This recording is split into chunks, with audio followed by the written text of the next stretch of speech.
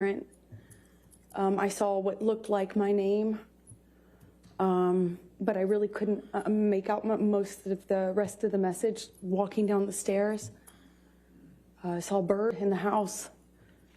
I thought that was surreal. I went down to the main level where my painting studio was, and I had some canvases out. It was in the living room area. And by the time I got down to the bottom of the stairs, the dried blood had been kind of taken over by paint. It was navy blue paint and then brown paint. And then it was, on the walls, on the lampshades, pillowcases of the sofa cushions. There was blood.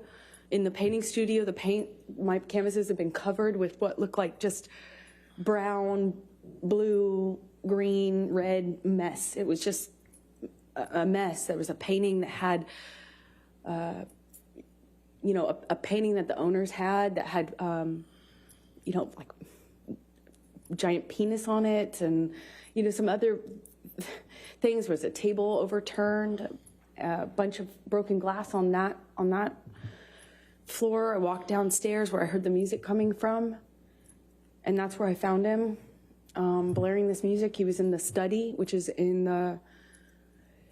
by the bar games table area off to the side, and it was just glass and blood and a broken window and just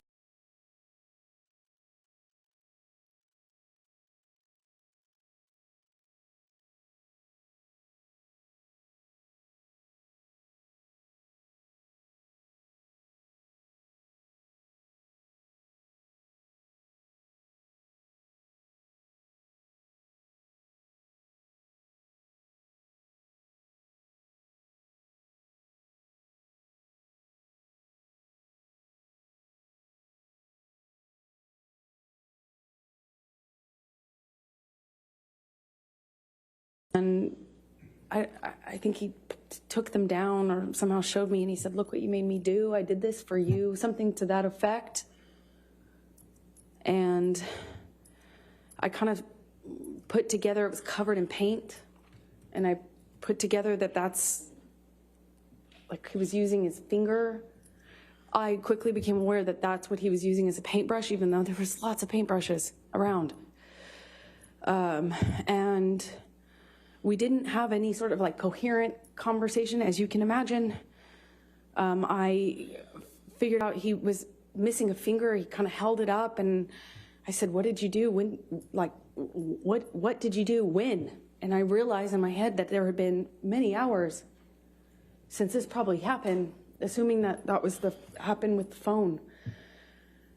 And in any case, I knew it had been way too long, that he had this blood, that he was bleeding, and I said, "I'm going to call 911 if you don't call Jerry now." I still don't recall which of us called Jerry Judge, his security. At some point we went upstairs. He came upstairs, but he went up to the third floor while I was in the main floor, the entry-level floor. I went to make him a cup of coffee because he was demanding more Red Bull.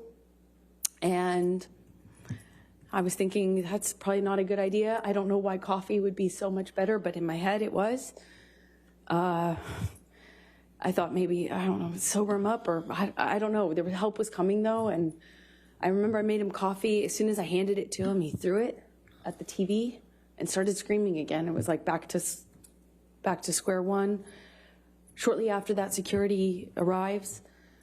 I don't know how long, maybe a few seconds or minutes went by, not long, but they kind of find Johnny, or Johnny finds them walking out of the front door, and they were trying to figure out what was going on. And as they were kind of looking at him and trying to figure out what the heck was going on, Johnny took his penis out of his pants and started trying to pee or peeing outside of the house, saying that he had more messages for me And this is in front of security.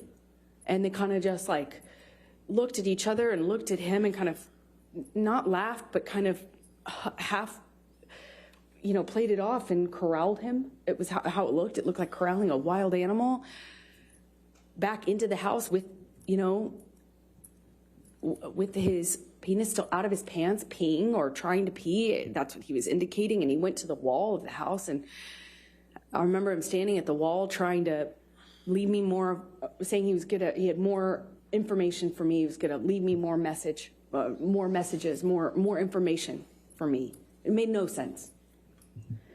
And Jerry Judge, his security, and one of the nurses, shortly after, I think they put me in the theater room, but shortly after I remember talking to one of the nurses, and she was trying to give me drugs to sedate Objection, me. Your Honor. Hearsay. Trying to give her drugs. She didn't say anything. Thank you. Keep going.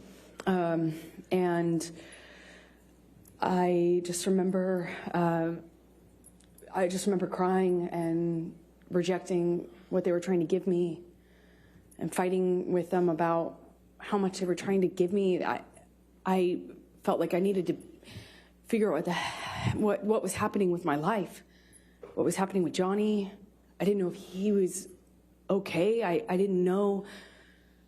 I actually had no idea, like, could this be something he could die from? If anything, just the drugs and the alcohol.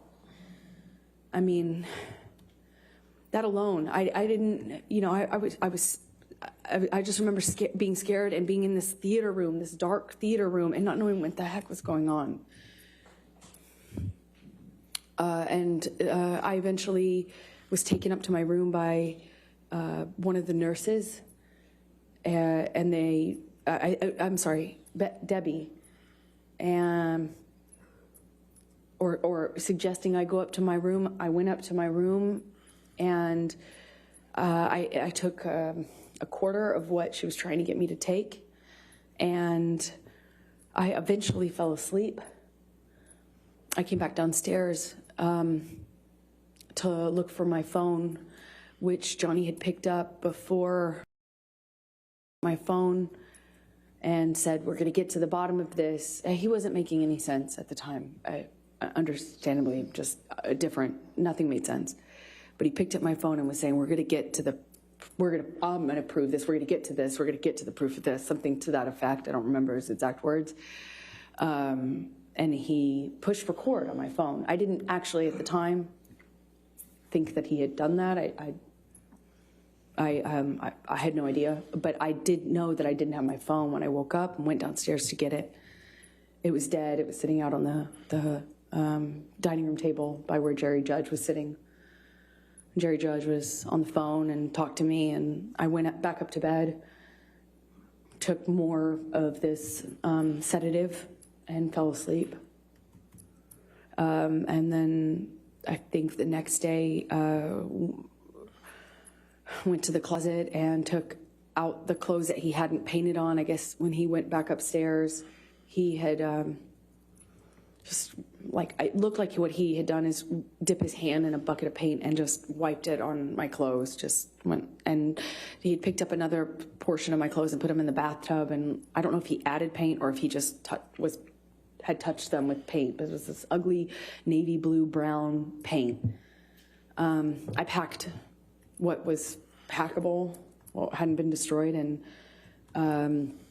eventually left Australia with Ben King, who you met on the way there. Let me stop you there because I want to ask you some more questions about those 3 days, and then we can talk about